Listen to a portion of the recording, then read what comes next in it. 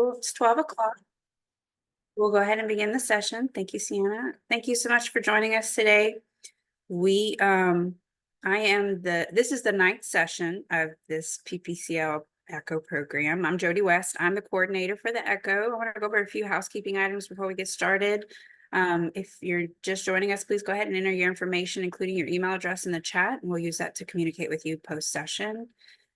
This is our agenda today. We're going to do our best to stick to this. After these announcements, Dr. Olivier, who is our facilitator, is going to lead us an introduction.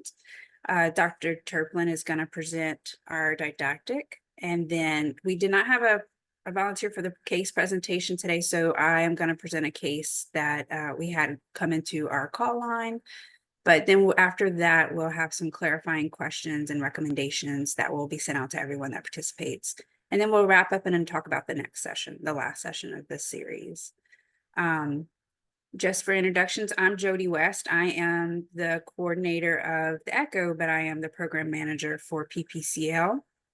We don't have the PPCL slide in here, but for those of you that may not know, we are a provider-to-provider consultation line that we offer support to providers across the state of Louisiana regarding mental health needs of their patients. The idea is that intervention can begin with any provider that has a patient or client in front of them that may have some mental health needs, and we can help assist either through our social workers or through our psychiatrist.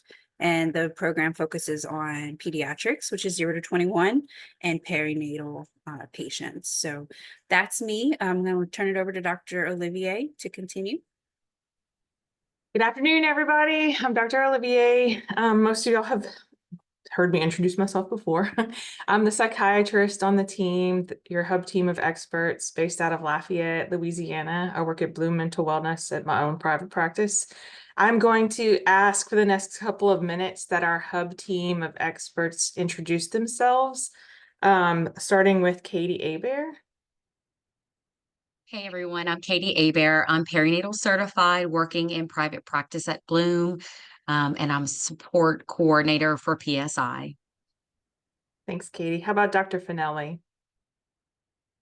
Hi all, I'm Juliana Finelli. I'm a two-lane psychiatrist, perinatal psychiatry and infant early childhood psychiatry.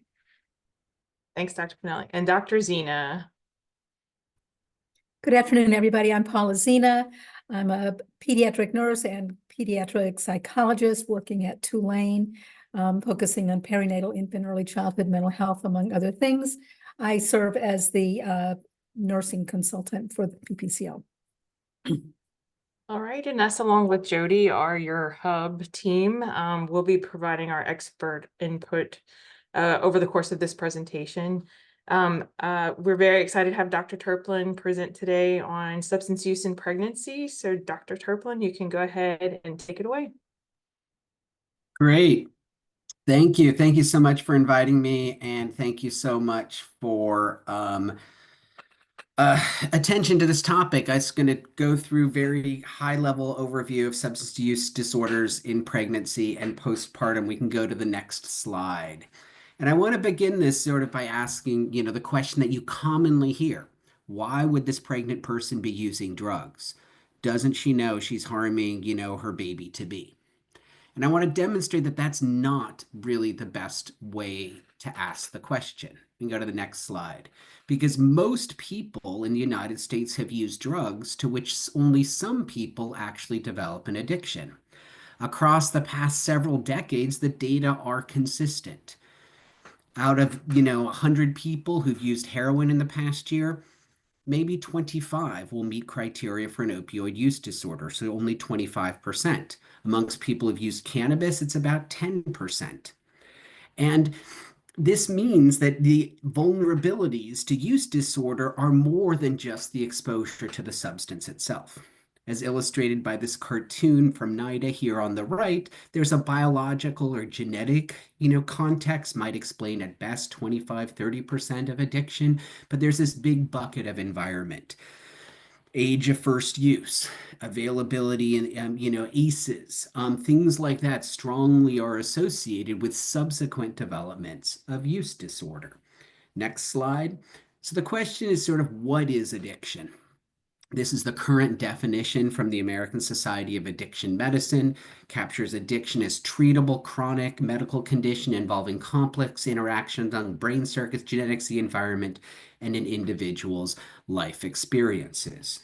Next slide. And we diagnose addiction using the DSM criteria. And you'll see here that most of these are actually behaviors related to loss of control and continuing to use despite negative consequences. Next, and if I were to summarize, I would say addiction's a brain-centered condition. It affects the whole body, but the visible symptoms are actually behaviors. And the most salient feature being continuing to do something you know is harming yourself and others and being unable to stop doing it. Next. And treatment works.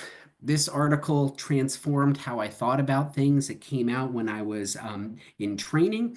And in it, they contrasted relapse across different illness states.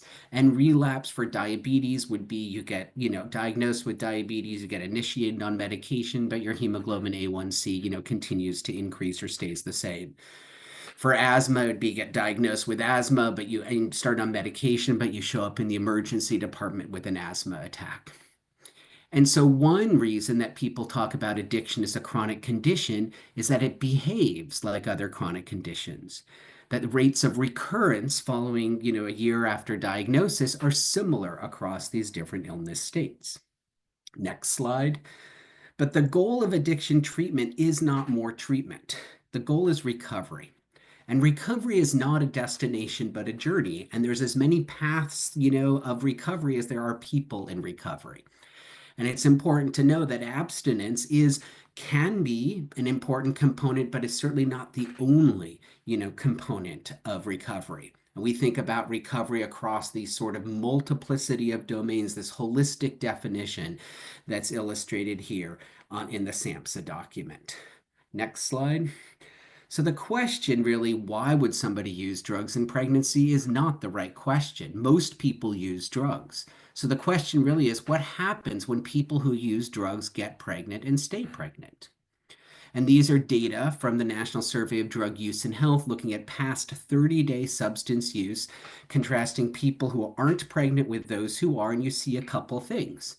People who are not pregnant are far more likely to report past 30-day substance use. Use decreases through the course of pregnancy, and it differs by substance. People cut back alcohol the most, cigarettes the least, and illicit substances, which in these data are about 80% cannabis, somewhere in between. So when I look at these data, you can go to the next slide. What they illustrate is kind of where the reproductive health life course next, intersects with a addiction life course next in a particular moment of pregnancy. And we're never talking about somebody who initiated substance use in pregnancy. We're talking about somebody who might get identified for the first time as having a substance use disorder. Nobody thinks that smoking cigarettes is a healthy behavior. In general, much less in pregnancy. Some people can stop, some people can't. Those that continue to use a substance in pregnancy, generally speaking, are going to meet criteria for having a use disorder. In many ways, pregnancy is a natural experiment that separates use from use disorder in continuation of use. Next slide. So briefly, I want to walk through these 4 things: assessment, treatment, the 4th trimester, and touch on stigma and discrimination. Next. So a couple of terms, right? We know that assessment of behavioral health conditions is a core component of care and should be integrated into primary care, prenatal care, and etc. Screening means talking to a person or using a validated instrument. And testing means looking at a biological sample for the presence or absence of, parent compounds or drug metabolites. Next. So what is a drug test? There's 2 technologies. One we call presumptive, and this is the technology that utilizes an ELISA immunoassay. This is very much like the rapid COVID test. It can be point of care, it can be in a laboratory. Results are reported quickly within minutes, and they're reported as binary, present or not present. This is contrasted to definitive testing, which is much more like the COVID PCR. This uses a different technology. It takes days to weeks to report, but the results are specific and quantified. The name of the compound and nanograms per deciliter. Next. One problem with all drug tests is that there's a bias in terms of metabolism. On the right-hand side, you can see time of clearance of different compounds. So any drug test, stuff that takes longer to clear is more likely to be positive. So that's an inherent bias. Alcohol, harder to detect. Cannabinoid metabolites that can stick around for weeks or months, much more likely to detect. But for immunoassays, there's a lot of cross-reactivity in the test itself. And on the left-hand side, you can see this is a partial list of compounds that can lead to a false positive drug test. Some of these are medications routinely administered during prenatal care or the birthing hospitalization. Next. So there's a lot of confusion around CAPTA, the Child Abuse Prevention Treatment Act reporting requirements. This document from If, When, How is the most up-to-date summary of state statutes. And it's replaced the Guttmacher if you used to look at those, look at that. And it's actually up to date. They've revised it to September. But this is the statute in Louisiana. Drug testing is not required for the pregnant person. It's required for the newborn if the provider has cause to believe that the newborn was exposed in utero to an unlawfully used, controlled, or dangerous substance. We can go to the next slide. So to sort of summarize, the professional society guidance is clear. Drug testing is not recommended. If you're concerned about addiction, a drug test doesn't tell you anything about behaviors. The American Academy of Pediatrics talks about a drug test as evidence of exposure, but not of health or ill health, injury, or harm, and it's actually not part of the discharge criteria. The American Society of Addiction Medicine states that a definitive test is required if the results of the presumptive test are going to inform decisions with major clinical or non-clinical implications for the patient, which clearly would be any test during the birthing hospitalization. And all professional societies are clear that consent is required, prior to drug tests. What is recommended is screening, ideally using a validated instrument.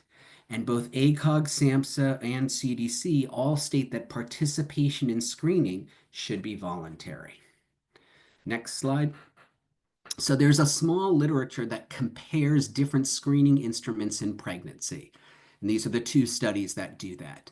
The big takeaway is that there's not a single instrument that performs better than others. All of them perform similarly well. Next. But what I would say, so use whatever's in your EHR with very few exceptions. But before you screen, ask permission. Is it okay if I ask you some questions about smoking, alcohol, and other drugs? The entire universe of behavioral healthcare rests upon a strong therapeutic alliance. Asking somebody's permission and respecting what they say is essential in establishing that alliance. And in the context of prenatal care, people have multiple visits before, birth. So there's ample time to, go through the screening. It needn't happen, at the first visit, in particular, if they're unwilling. This is another way to say participation is voluntary. Next. So let's talk about treatment. The gold standard for treatment is comprehensive co-located service delivery. That is doing addiction treatment in the context and time of prenatal care. Next, and this has really been the model since the 1970s. This is not the first, but one of the first articles that describes comprehensive addiction treatment in the context of prenatal care. This is a classic from Loretta Finnegan. And what she showed, as you can see, looking at the outcome of low birth weight here, is that people with untreated use disorder who did not access care had the greatest burden of low birth weight. And people who had both treatment, i.e. methadone, and prenatal care had birth weights that were much more similar to the population of people without use disorder than they were to people with untreated disease. Next. And this is sort of the adage, right? Healthy mother equals healthy baby. One of the core principles of prenatal care is, optimizing chronic disease management improves birth outcomes. True for diabetes, true for asthma, true for seizure disorder, true for addiction. And these are data here. This is not just OUD, this is all SUD from the state of Massachusetts. And you can see the similar pattern that Loretta showed in the 1970s, that the population health burden of these outcomes, preterm birth, low birth weight, et cetera, are really in the column of those with untreated use disorder. And people treated disease look much more like, and it's for some of these categories identical to people without a use disorder. Next. So this is a classic article. This is one of the first articles, this is the first article to describe methadone, and really one of the best articles I think about just that describes addiction, written by somebody or people who themselves did not have the experience of a use disorder. And what they describe here in figure 1 is initially maybe when somebody first uses an opioid, they feel higher. We'd call it euphoric today. But rapidly, people spend more and more time in this sort of sick or withdrawal state, and use just barely makes people feel normal. And methadone, as illustrated on the right here, long-acting medication given daily. When dosed correctly, people don't feel sick, they don't feel high, they feel normal. So what's happening in the uterus with untreated use disorder, the risk to the fetus is actually not the opioid. The risk is the repeated cycles of withdrawal of the untreated addiction state that causes stress to the fetus, leads to actually premature activation of the fetal hypothalamic pituitary axis, a cascade of events that can culminate in low birth weight and preterm delivery. So when we stabilize the pregnant person with medication, we're also stabilizing the pregnancy, allowing the pregnancy to grow normally, generally speaking, delivers at term normal birth weight. Next. So it's great that we have medications. Both methadone and buprenorphine are the safest, most effective medications for OUD in pregnancy. There's no medications for stimulant use disorder, although many have been studied and some have a modest effect and can be used clinically, including in pregnancy. And for cannabis use disorder, there's no approved medication. Many things have been studied, modest effects. So the treatment tends to rest more on behavioral interventions, primarily contingency management and CBT. Next. So it's great that treatment works, but most people don't receive treatment, including in pregnancy. In fact, the population of people that has the highest receipt of treatment on national data are pregnant people with opioid use disorder. And from these data here, only 1/3 report receipt of any treatment. Next slide. And even if people get treatment, do they receive evidence-based care, in particular medication? For the last several decades, we've been tracking this, and amongst people admitted into for OUD treatment in pregnancy, only 50% are reporting receipt of any medication. Next slide. And there are marked racial inequities, both in medication receipt and dosage of medication. On the left, these are data from the state of Massachusetts that show that Black non-Hispanic pregnant people have 0.4 times the odds of receiving any medication compared to white non-Hispanic people. And on the right-hand side, this is the average methadone dose at the time of birthing hospital admission in a single hospital in Philadelphia. And you can see whereas white non-Hispanic people were receiving about 145 milligrams a day, Black non-Hispanic people were likely being under-medicated and receiving 97.5 milligrams a day. Next, so you put this all together, right? There's the universe of pregnant people with SUD, of whom, at best, 1/3 report receipt of any treatment, of whom 50% report receiving medication, of whom a much smaller and unmeasured proportion are reporting comprehensive co-located service delivery, i.e. integrated care, that which we think of as the standard of care, since for the last, 50 years. Next. So I want to transition and talk about the fourth trimester. This is a term that I like in that it's the really, I define it, and most people do, as the year following birth. I like the term fourth trimester because it makes it inclusive of the gestational trimesters. Next slide. And you can click next again too. So this on the left is really like the success story of 20th century medicine, one of the success stories. The likelihood of dying during childbirth, which was about 5 in 100 around the turn of, the 20th century, declining to about 1 in 10,000 towards the end of the 20th century. This was due to anesthesia, blood transfusion, and antibiotics primarily. But since I've been was in medical school, rates of maternal deaths have only increased in the United States. And there's marked racial inequities in maternal deaths. Black women about 4 to 5 times more likely to die during childbirth and postpartum than white women are. Next slide. And many states have looked at this, and overdose is one of the leading causes of maternal death. But when we think of overdose death, that's really like the tip of the iceberg, because for every death, there's at least 10 overdose events. So these are data where we tried to capture and count overdose events across the, pregnancy and postpartum period. And you can see here in this thing A, that overdose events decrease through the course of pregnancy only to increase through the postpartum period. In fact, rates of overdose events in the later postpartum period are higher than they were prior to pregnancy. And this speaks to where we withdraw care. The postpartum period corresponds to, recurrence and of OUD, return to use, and overdose risk. Next. So I think we have to recognize that birth is not safe, in particular for people who use drugs. And for those of you who work in, quality improvement and PQCs and stuff like that, I'd urge you to think about discrimination as a patient safety issue. And there's 2 documents that really relate to this that are worth just quoting.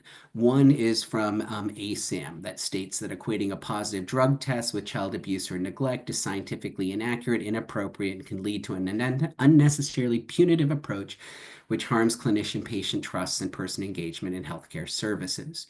And the other is a statement from ACOG that sort of calls out how the laws and regulations and policies that require healthcare practitioners to respond to use and use disorder in a primarily punitive way require healthcare providers to function as agents of law enforcement.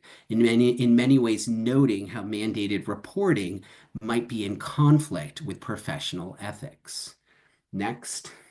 So I think we can resist to some extent and respond to the stigma and discrimination that people who use drugs who are pregnant face by speaking, by really building trust through clinical discussion, by asking open-ended and person-centered questions. What do you know about medication? What's the most important thing to you about recovery? Do you have any concerns? What do you need to feel safe? How is care going so far? Next. And to pay attention to the words that we use, because the words reflect, significance. So we want to use language that's person first, that reflects the worth and dignity of all people. We want to focus on the medical nature of SUD and treatment and promote the recovery process, and really avoid perpetuating negative stereotypes and biases through slang and idioms. Next. And really click again next if it works. Oh, well then that's fine. For some reason that I'm just going to read you this quote. The last thing was like a picture of this is Dr. Winnicott. He was a pediatrician who then retrained as a psychiatrist. He described the blankie, the attachment a young child has to an object. And he really defined the dyad, I think, in the best that anyone has. And he says there's no such thing as a baby. If you set out to describe a baby, you will find you are describing a baby in someone. A baby cannot exist alone, but is essentially part of a relationship. So next slide. So really, when we think about the work that we do, we want our work to be both evidence-based and person-centered. By evidence-based, that means grounded in science. And generally speaking, we exaggerate the harms of illegal substances and minimize those of legal ones. And probably more importantly, we overstate the importance of the intrauterine exposure and neglect the role of the caregiving environment. And person-centered care is ethical, it's grounded in human rights, it's the recognition of reproductive health as a human right, which isn't just the whether and when to become pregnant, but also the right to raise children in safe and sustainable environments. Person-centered care means supporting autonomy and maternal subjectivity and decision-making surrounding pregnancy and remaining attuned to the unique demands that we place on pregnant and parenting people, on their bodies, and on their minds. And with that, that's it. Thank you.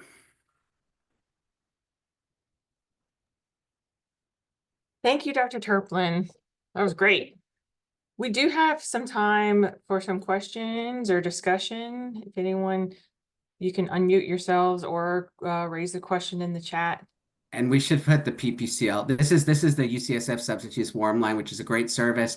But for anybody who's pregnant, use the local Louisiana one. Thank you.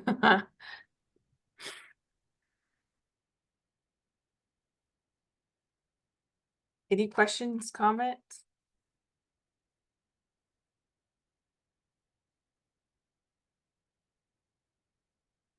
Dr. Zena is raising her hand.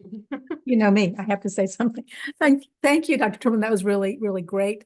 I think this is such a complicated topic in a way because it's so imbued with stigma and judgment and all those things that you talked about.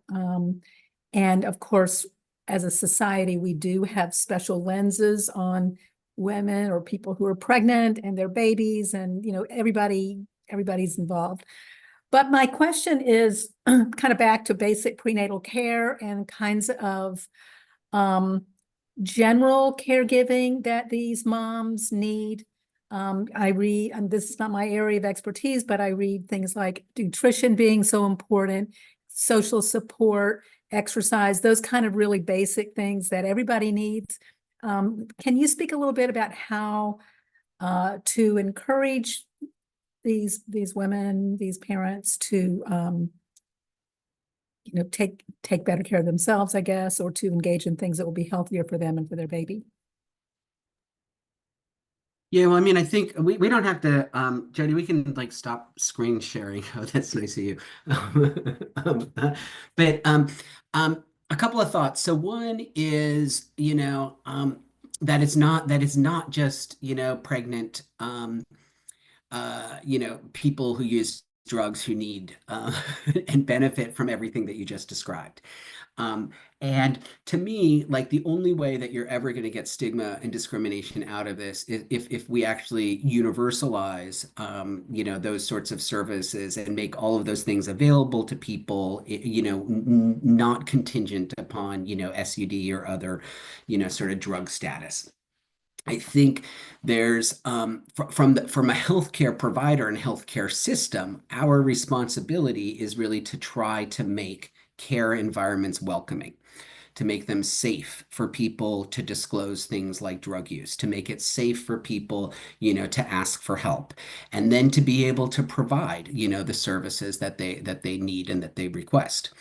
One, I think, problem conceptually, really, with mandated reporting is that it offsets the responsibility of care from the health system that actually could provide care to like a child welfare agency that can mandate services, but in and of itself doesn't. The expertise for care, the community resources are actually in the healthcare system. But we think our responsibility is a report, not care delivery. And that's, I think, like a real problem, and people expect that from us. And that's why there's legitimate mistrust amongst, patients in particular with use disorder. And so the responsibility for overcoming that sort of mistrust, rests with us. Ideally, I think what we would provide is like a menu of services and options for all patients, not just those that use drugs, and include things like, linkage to like, healthy foods. WIC is a way to do that. Home visiting, early intervention programs, stuff that actually are evidence-based of benefit for child development that again, most parents need, not just parents who have addiction, and link those like much better to to birth. And this is like just another thing is like health systems and those like early Head Start, home visiting, WIC, these other programs aren't well enough connected to how care is delivered. And there's a recognition of this, but there's not. And what is connected, the best thing that's connected, unfortunately, I would say, is like, mandated reporting for substance exposed newborns. That's been connected. But home visiting really outside of like that mandate has not been.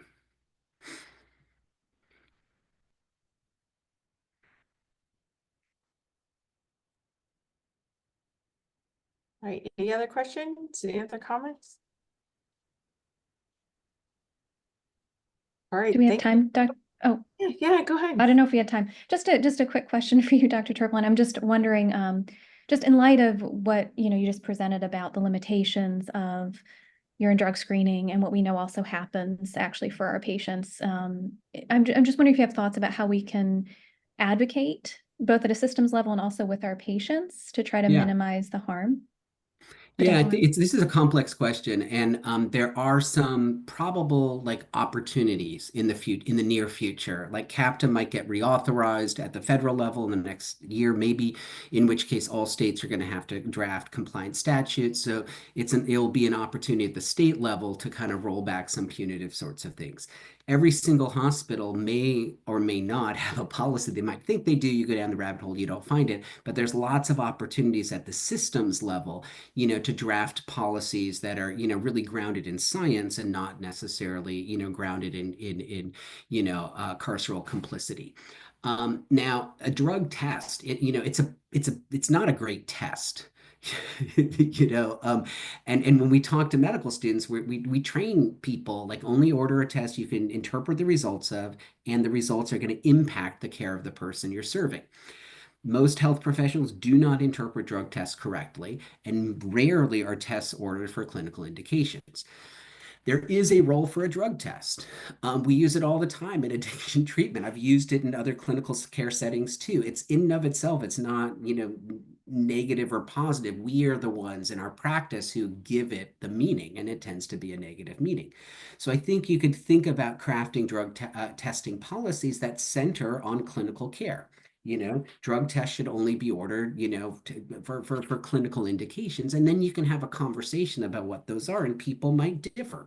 I've been involved in lots of these conversations. Is unexplained hypertension in pregnancy, is that an indication for a drug test or not?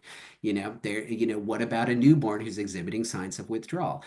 Taking a step back, I would just say that we have multiple sources of information when we take care of people.